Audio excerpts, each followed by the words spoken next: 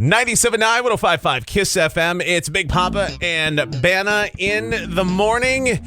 And ladies and gentlemen, it is now time for the woman, the myth, the legend, one of the strongest women I know. Yes, Ms. absolutely. Rebecca Silence, good morning. Good morning. So it is a Confession Tuesday. This is how we roll. You go to cnykiss.com, you click on Confession Tuesday, and what you do is you tell us what's going on in your world. Pluses, minuses, whether it be career, whether it be, family stuff. Yep. Anything you seem to be having trouble with. Absolutely. So hit us up. And Rebecca is a life coach, inspiredresultscoach.com. And her job is to get you to where you want to be out of life. To get you happy. Yeah. That is my job. In any area of your life. She makes you happy. Indeed, sir. Because it's possible to be happy. I mean, even with me right now, going through cancer, there, regardless of your circumstances, is a way to be empowered and happy. And so any area of your life that you're settling or tolerating, doesn't have to be that way.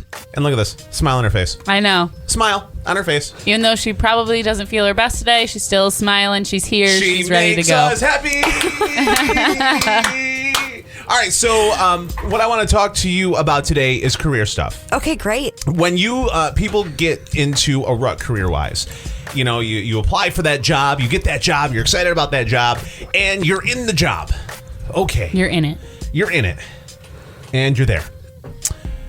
A lot of people are scared to make a change career-wise. Mm-hmm. They're scared to change companies. They're scared to ask for a raise. They're scared to move forward or even just, tweak what they're doing.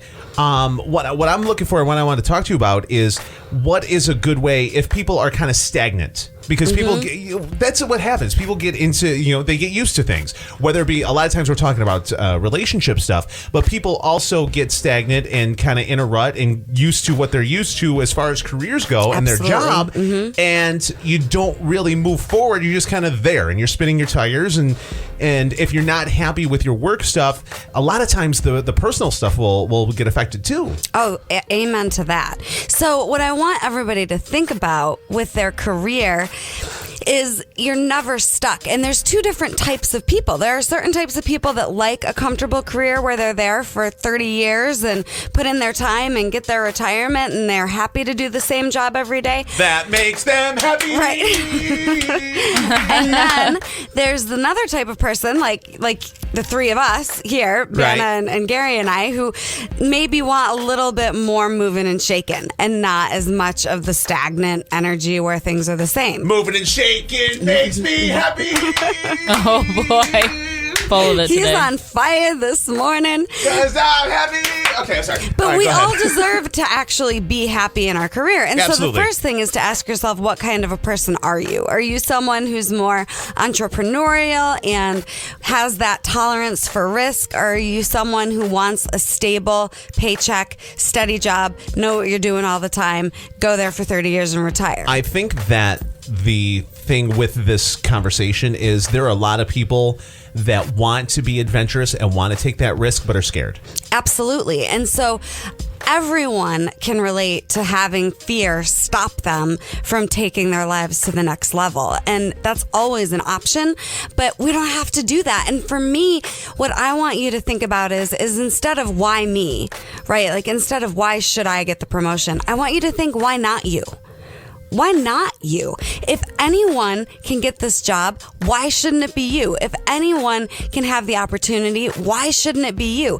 We all have access to the same things in this life. We all have access to money and health and houses and relationships and whatever it is that you want. But what we end up attracting is what we think we're worth.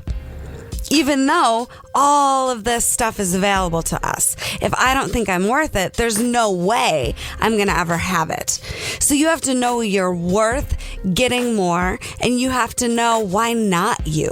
You are just as qualified and special as anyone else. So I encourage people to go for it no matter what. I have this kind of no regret philosophy for my own life where if I didn't try, I don't want to be haunted by that for 5 years or 10 years or Right. 20 years, wondering what would have happened. So many people play the what if game and they talk themselves out of it, and what they end up doing is not only do they talk themselves out of it, they also play the what if game after the fact because they have the regret of Right. not doing it. Right. So I have a game that I want to teach everybody, and this will be your homework for this, okay? Because you can stop at fear. No, normally games are really fun and whatnot, but when Rebecca Silence lays down a game, it's not necessarily the most fun thing. It's No. not. Well, hey, you haven't heard it yet. Don't knock it till you try it. Right? Okay. Let's just hold on here. Listen, I've taken your physical challenges. I've had your homework. Simmer down. He's just saying this isn't Candyland. and it's not. This is do not pass go, do not Right. collect $200. Right.